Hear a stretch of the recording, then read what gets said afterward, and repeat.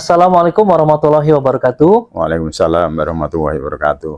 Selamat pagi teman-teman semua, apa kabarnya? Semoga sehat selalu dan lancar segala urusan. Pada hari ini kita dapat kesempatan yang sangat luar biasa untuk melakukan satu acara bedah buku yang ditulis oleh seorang presiden direktur dari PT HPU. Sebelum kita mulai, kita yel dulu. Mari. Semangat pagi. Sehat, selamat, kita bisa. Baik.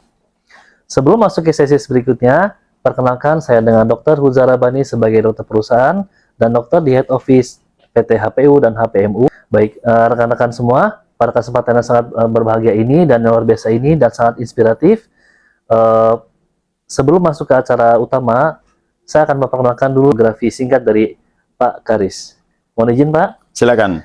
Pak Ahmad Karis merupakan seorang presiden direktur dari PT HPU yang dahulunya adalah seorang teknik geologi dari alumni Universitas Gajah Mada.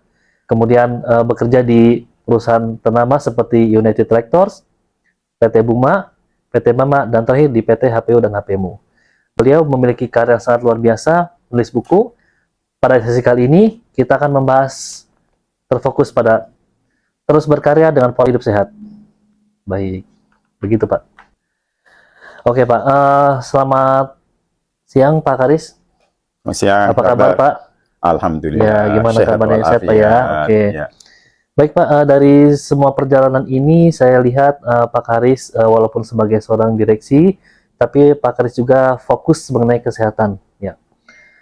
Bagaimana Pak Karis menanggapi arti pentingnya kesehatan buat kegiatan sehari-hari? Ya, terima kasih Dr. Rusya. Siap. Kita kesehatan bukan apa-apa, tapi tanpa kesehatan everything is nothing gitu ya. Jadi memang kesehatan itu merupakan modal dasar buat kita untuk berkarya. Maka buku yang saya tulis itu kan terus berkarya. Ujung-ujungnya terus berkarya, tapi mesti dengan modal hidup sehat. Oke. Sebetulnya kenapa saya tertarik nulis buku itu? Awal mulanya sebetulnya saya coba melihat perjalanan saya. Perjalanan saya dari muda sampai sekarang itu alhamdulillah kesehatan bukan menurun, malah semakin bagus walaupun umur semakin tua. Dan tahun terakhir itu pada saat saya mulai nulis buku itu ada sedikit yang agak tinggi kolesterol saya, nggak pernah tembus 200, tahu-tahu tembus di atas 200. Waduh, ini kok ada sesuatu yang mulai ada indikasi kurang bagus. Maka saya coba memahami arti hasil medical check up itu, dan kemudian saya mencoba melakukan improvement gitu. Improvement apa? Di dalam kesehatan. Sehingga pelan-pelan saya nulis kesehatan, mulai ngomong pola pikir bagaimana, pola hidup sehat gimana gitu kan. Itu kemudian pelan-pelan kalau ada waktu senggang saya nulis itu sampai akhirnya selesailah buku itu. Walaupun sederhana, mungkin ada beberapa yang nyontek sana sini, tetapi bahwa itu adalah mencerminkan pola hidup saya juga gitu. Jadi alhamdulillah sekarang semakin tua ya alhamdulillah semakin sehat aja. Nah, jadi itu manfaatnya bukan hanya sekedar menulis, tapi dari tulisan itu mau nggak mau kalau orang terbiasa nulis harus implementasinya kita juga harus jalankan sendiri. Tidak hanya sekedar nulis gitu. Ya, itu pentingnya sebetulnya orang nulis. Gitu sih dokter kira-kira. Baik Pak, dari yang Bapak tulis ini ada nggak apa ketika menulis cara-cara dari semakin tua semakin sehat itu apa tuh trik-trik dan tipsnya gitu Pak? Saya perjalanan hidup itu pernah masuk rumah sakit 2 kali. 2 kali saja Pak? 2 kali. Kok saya sering ya Pak? saya dulu alergi Pak. Jadi sebetulnya simpel aja rumah sakit karena dulu saya punya masalah sinus dioperasi. Yang kedua itu ya kena virus hanya panas ini nggak terlalu. Tapi yang lain tuh nggak ada. Jadi itu alhamdulillah. Tapi dalam perjalanan sebetulnya merasakan bahwa saya pernah punya penyakit misalnya MAH gitu kan. Tapi saya coba selalu belajar. Orang itu yang sering kali terjadi adalah orang paham sakit, tapi tidak bisa ngerti sakitnya apa dan kemudian memperbaiki diri. Saya hal yang sederhana dulu pernah punya penyakit MAH, sampai muntah mungkin sampai keluar kuning. Tetapi kemudian saya coba belajar, kenapa sih penyebabnya? Saya coba benar-benar hindari apa yang bisa menurunkan penyakit MAH itu. Mulai hindari minum kopi, kemudian minum soda, dan minuman-minuman yang menyebabkan MAH itu. Saya tahan sampai 4 tahun. 4 tahun, Pak? 4 tahun saya nggak lakukan untuk mencegah MAH itu. Tapi setelah itu apa? Saya minum kopi mah biasa. Soda sampai sekarang nggak pernah. Ya, jarang sekali kecuali memang pas lagi ada pesta, tapi adanya itu. Gitu. Tapi jarang sekali. setahun sekali juga belum tentu minum soda. Tapi kopi udah mulai nyaman. Nyaman. Jadi nggak ada masalah gitu. Nah, itu selalu ngambil hikmah apa yang terjadi gitu ya. Sama halnya, misalnya saya yang terjadi dulu pernah juga SGPT tinggi. Oh iya, fungsi liver ya Pak ya. Fungsi liver. Betul. Tapi kemudian saya hanya mencoba memperbaiki gitu. Nah, cuman teman-teman itu biasa nggak sih ngelihat hasil apa dari hasil medical check up atau hari-hari lah. Kita misalnya hari-hari tensi di rumah, atau kolesterol hanya mampir di Centro Health kayak gitu-gitu lah. Itu bisa lakukan perbaikan nggak? Nah, saya melakukannya dari situ. Jadi hari-hari itu di rumah kalau lagi nggak nyaman ya sudah. Kalau lagi senggang, saya coba tensi sendiri gitu di rumah. Oh agak tinggi, ya apa mesti yang kita lakukan gitu.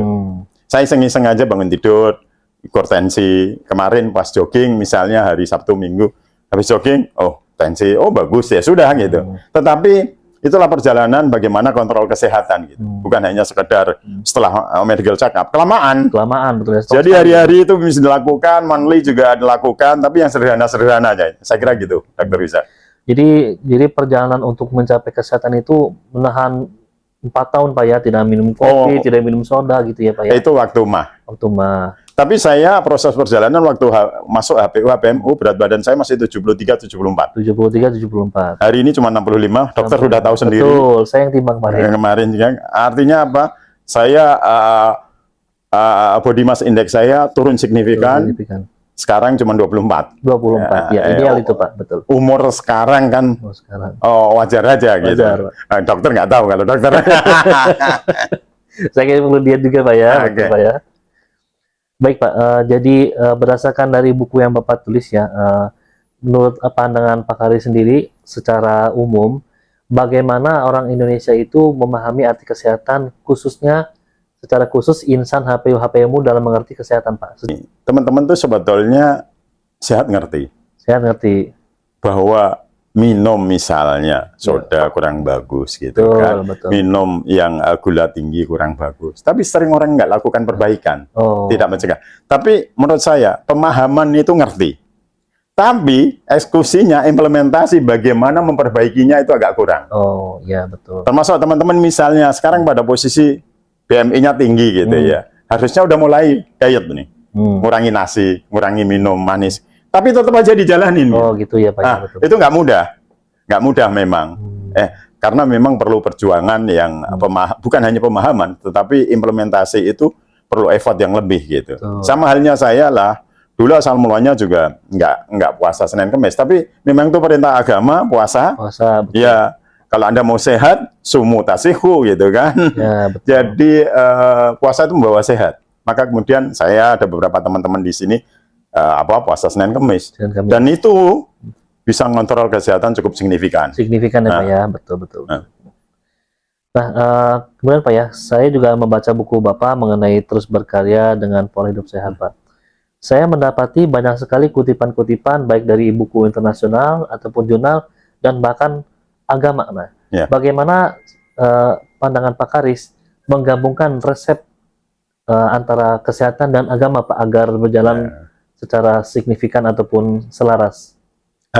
Saya sebetulnya ngambil nyuplek dari hadis Rasul yang sering kali saya sampaikan pada saat orang ulang tahun. Betul.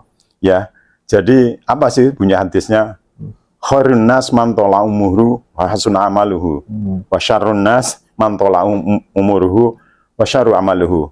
Jadi sebaik-baik orang itu yang pertama adalah umurnya panjang. Tapi nggak ada artinya umur panjang kalau tidak untuk berbaik-baik, berbuat baik. Maka kemudian gabungan umur panjang dan berbuat baik. Nah, maka untuk bisa umur panjang harus sehat. Oh, begitu. Itu. Yang kedua, di situ di dalam hadis itu juga disebutkan bahwa sejelek-jelek orang itu adalah orang yang berumur panjang. Tapi nggak ada artinya umur itu kalau selama umur panjang dia berbuat jelek. Maka dari situ gimana kita bisa manage kesehatan kita, umur kita panjang, berbuat amal yang jauh lebih bagus. Itulah khairun nas gitu. Dari situ sebetulnya. Belum lagi nanti banyaklah di dalam buku itu juga saya sebutkan aturan-aturan agama yang simpel aja, ngatur makan misalnya. Makan aja Rasul ngajarin kita bahwa janganlah makan sebelum benar-benar lapar gitu kan. Tapi berhentilah sebelum kenyang gitu. Betul. Hal-hal yang sederhana itu. Kalau mau sehat, puasalah. Itu juga perintah agama. Ada satu lagi misalnya di dalam Quran ya, kulu wasrobu wala tusrifu gitu. Makan dan minumlah, tetapi jangan berlebihan. Jadi sebetulnya agama sudah banyak menuntun kita Sudah menuju ke sana. ya, betul ya. Menuntun ke sana. Jadi related sekali bagaimana perintah agama untuk jaga kesehatan dengan memberikan kemanfaatan kepada kita gitu. Kalau sehat kita bisa umur panjang, setelah umur panjang apa yang dituntut? Bagaimana memberikan manfaat kepada orang banyak. Itu sih dokter sebenarnya. Jadi kesimpulannya adalah bagaimana kita menjaga kesehatan agar umur kita juga panjang, terhindar dari penyakit dan bisa berbuat banyak manfaat buat orang lain, Pak ya. Betul. Baik, luar biasa ya. Baik Pak, berikutnya nih Pak ya, sangat menarik sekali topiknya ya. Nah, apa filosofi dari Pak Karis melihat antara kesehatan dengan produktivitas, Pak? Bagaimana tanggapan Pak Karis? Gimana caranya biar orang itu tetap sehat dan untuk melakukan tetap produktivitas, terutama untuk insan HPU dan HPMU? Ya, gini, memang kadang-kadang teman-teman cuma ngelihat produktivitas sesaat. Kita mesti lihat long term dulu. Nah, seringkali orang berkorban habis-habisan, kerja keras sampai malam gitu kan, kerja habis-habisan sampai lupa makan, lupa minum, lupa istirahat, mikirnya bahwa itu kerjanya optimal. Tapi itu short term aja. Nah, yang penting buat kita sebetulnya long term-nya bagaimana. Long term itu bagaimana jaga kesehatan itu penting. Nah, pada saat jaga kesehatan itu sudah terbentuk, kemudian ngatur ritme kerja. Ritme kerja juga tidak boleh asal-asalan gitu. Saya pernah mengalami sebetulnya zaman di Buma dulu, kerja itu sampai jam 11-12 malam biasa. Tapi saya pikir belakangan, aduh itu nggak benar gitu. Nah, yang benar adalah sebetulnya ngatur pola istirahat tadi. Jadi di buku itu juga saya sebutkan bagaimana ngatur waktu yang tepat gitu kan. Ya, salah satunya adalah hidup dengan pola sepertiga. Waktu itu memang kalau menurut dokter kan juga secara umum ilmu kesehatan itu sepertiga dari 24 jam, 8 jam untuk istirahat. Walaupun seumur saya untuk 8 jam nggak mungkin. Saya 5 jam udah nyaman, 6 jam udah cukup. Jadi kalau udah tidur 6 jam, udah nggak bisa tidur lagi gitu. Walaupun 8 jam. Tetapi dibuat senyaman mungkin aja. Ngatur itu penting. Jadi untuk menjaga ujung-ujungnya long term. Jadi teman-teman HPU, HPMU, saya minta bukan hanya kerja sesaat dengan produksi tinggi, tapi kemudian kesehatan menurun, produktivitas menurun. Tapi bagaimana ritme kesehatan dijaga, ritme pola kerja dijaga untuk long term, sehingga kerja yang pendek itu juga bagus, short term-nya, medium term juga bagus, long term juga bagus. Saya juga pengen teman-teman juga kerja keras gitu, cuma di depan short term, tetapi long term-nya nanti juga nggak bagus gitu. Karena kita pengen, tugas saya ini terus terang, pada posisi sekarang adalah bagaimana menciptakan generasi penerus yang siap bekerja keras tetapi dalam kondisi yang sehat. Betul ya. Wah, luar biasa sekali ya. Jadi artinya bahwa kesehatan itu juga harus berdampingan dengan produktivitas, tapi juga ada aturan tertentu Pak ya, seperti gaya 8 jam kerja, istirahat ataupun ibadah untuk bermain Pak ya. Baik. Ini Pak ya, menarik sekali nih. Tadi Bapak Karis menyebutkan ada aturan 1/3 nih Pak. Di dalam buku di halaman terakhir itu adalah menjadi seperti kunci ataupun pamungkas. Nah, kenapa Pak Karis menuliskan pola 1/3?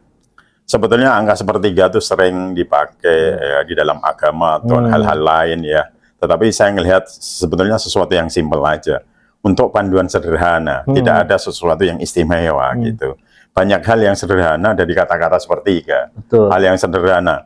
Ya, kalau mau ibadah khusyuk misalnya bangunlah 1/3 malam. Ya, 1/3 malam, betul. Nah, itu juga salah satunya gitu. Kalau kita mau berhasil, kuncinya juga 3 aja. Bekerja keras, berdoa, tawakal. Gitu.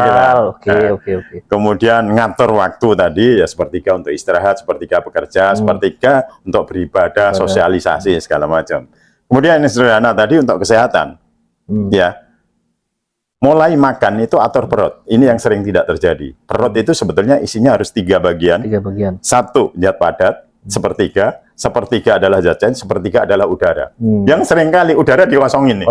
Jadi bisa jadi udah tinggal sedikit udaranya, sehingga sirkulasi metabolisme tidak berjalan dengan betul. Kemudian pola makan yang saya sebutin di situ, makan itu juga 1/3 usahain aja gitu. Protein 1/3 gitu. Kemudian serat, buah, sayur-sayuran 1/3, karbohidrat. Yang sekarang berbalik apa? Ya, banyak karbohidratnya orang. Coba aja lihat, orang makan mie segitu banyak, nanti sayurnya dikit. Kemudian dagingnya dikit. Sama, ini orang makan nasi segini banyak, sayurnya dikit. Dagingnya cuma dikit. acar doang kali Pak ya. Akhirnya apa yang terjadi? Cuman kenyang. Tapi kenyang, ingat bahwa kenyang itu kalau pada posisi di mana tidak ada sirkulasi udara, udaranya kosong, itu bahaya. Bahaya, betul ya. Jadi itu sebetulnya sepertiga yang sederhana. Kemudian kita kalau ngomong air itu hitungannya sepertiga atau 0,3 gitu ya, dari berat badan kita. Kalau saya 65, 0,3, 65, ya udah 1,95. Ya saya 2 liter lebih sedikit gitu. Ya angka itu angka yang sederhana yang hanya untuk mengikatkan sederhana aja. Mesti orang melakukan apa. Gitu sih dokter, nggak ada yang sesuatu yang istimewa lah. Namun gitu. dari cara berpikir Pak Karis yang sederhana mengenai sepertiga, baik itu pola makan, ibadah ataupun air minum, kalau jadi rutin itu efeknya akan luar biasa Pak ya, betul ya? Baik, Alhamdulillah. Baik Pak, ini adalah pertanyaan terakhir ya, bagaimana pesan Pak Karis anjuran kepada perusahaan untuk melakukan monitoring kesehatan biar nanti kami sebagai insan HPU bisa bekerja secara short term, medium term, dan long term. Oke, begini. Di dalam buku itu juga saya sebutkan sebetulnya bagaimana monitor kesehatan. Lakukanlah daily secara setiap orang bisa melakukan. Kita bisa punya misalnya tensimeter di rumah gitu untuk melakukan tensi kalau diperlukan gitu kan, termometer gitu kan. Terus apa itu yang untuk oksi. Ya itu kalau ada penyimpangan langsung aja gitu. Itu yang sifatnya daily bisa kita lakukan weekly gitu ya. Tapi kalau monthly, dokter kan ada yang colokan itu, ukur itu juga itu juga bisa di kantor. Betul, tapi kalau mau sebetulnya saya sendiri lakukan sebulan sekali itu kalau misalnya nggak di kantor, mampir aja di Century Health hanya ngecek aja, kolesterolku berapa, gula berapa. Nah, kemudian yang tahunan itu kita lakukan medical check up. Medical check up, betul. Nah, dari situ, misalnya kita yang short term harian kita tahu misalnya, kok tensi saya tinggi ini penyebabnya apa? Kurang istirahat. Ya udah istirahatnya gitu. Betul. Kalau sakitnya apa? Penyebabnya tensi tinggi, apa yang bisa ngurangin?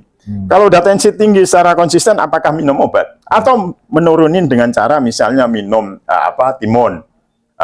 Itu gitu. Kemudian misalnya hari-hari sekarang yang saya lakukan, saya semenjak medical check up saya di angka 200 lebih. Kemudian saya challenge bagaimana bisa nggak tembus 150 kolesterol gitu. Apa yang saya lakukan? Saya cari informasi, ternyata yang paling bagus itu adalah menurunkan kolesterol adalah makan avokat. Karena itu kolesterol nabati. Itu ya, betul. Nabati. Saya coba challenge diri saya, selama 3 bulan, turun dari 200, turun sampai di bawah 150. Cuma 130 sekian. Sekarang saya makan normal lagi ya, range-nya antara 150 sampai 180 lah. Kadang-kadang kalau pas lagi makan enak gitu kan, segitu. Tapi saya tetap jaga bahwa di bawah 200 harus. Betul. Kemudian yang trigliserid yang teman-teman sering lupa, mie itu dikurangin. Mie ya Pak ya, maksudnya orang sering kali lupa bahwa kolesterol nggak terlalu tinggi, tapi trigliserid tinggi bahaya. Saya makan mie itu sangat jarang. Sebulan sekali belum tentu. Nah, itu beberapa sebetulnya tip yang sederhana, mulai dari kontrol kesehatan harian, mingguan atau bulanan, sampai medical check up. Kalau lakukan kontrol kesehatan itu daily, weekly, atau monthly, itu sampai medical check up dilakukan, bukan hanya sekedar kontrol, tapi hasilnya kemudian ada follow up-nya untuk segera diperbaiki, insya Allah kesehatan kita akan termanage dengan bagus, dan saya yakin kita akan berprestasi dengan baik. Ini Pak ya, mengenai MCO ya, anjuran Bapak untuk nanti kan kita akan melakukan annual MCO untuk di head office Pak, bulan Desember Pak, bagaimana? Pesan Pak harus jalanin semua apa bagaimana Pak? Gini, MCO itu saya kadang-kadang ngelihat teman-teman itu mempersiapkan kesehatan hanya menjelang MCO. Gitu. Karena hanya ngelihat reportnya itu yang salah. Betul. Jadi saya pengen setiap hari itu merasa bahwa akan ada MCO. Sehingga setiap hari melakukan apa yang sehat untuk kesehatan tubuh kita gitu. Yang sering terjadi menjelang MCO, aku makannya kurangi, makan daging kurangi, istirahat cukup supaya hasil MCO bagus. Tapi sering lupa bahwa MCO itu setahun sekali. Setelah MCO itu kembali ke ritme yang lama. Saya minta tolong teman-teman setelah tadi monitor secara keseluruhan pada saat MCO, janganlah pola yang teratur itu menjelang MCU saja. Tetapi setelah MCU harus lebih teratur lagi. Nah, itu diharapkan kesehatan akan termanage dengan baik gitu. Even sudah 60 tahun lebih seperti kita ini juga alhamdulillah masih sehat gitu, masih bisa berprestasi. Karena ujung-ujungnya tadi bagaimana kita bisa memberikan manfaat, maka kita harus manage kesehatan kita, maka kita harus berumur panjang. Tapi jangan lupa, dengan kesehatan, umur panjang, kita harus beramal lebih baik. Amal lebih baik. Oke. Berikut rekan-rekan insan HPU dan HPMU, berikut adalah sajian yang sangat bermanfaat, inspiratif dan komunikatif dari seorang direksi di PT HPU dan HPMU oleh Pak Ahmad Karis. Sampai jumpa di podcast berikutnya. Assalamualaikum warahmatullahi wabarakatuh. Waalaikumsalam warahmatullahi wabarakatuh. Semangat pagi. Sehat, Selamat. Kita bisa.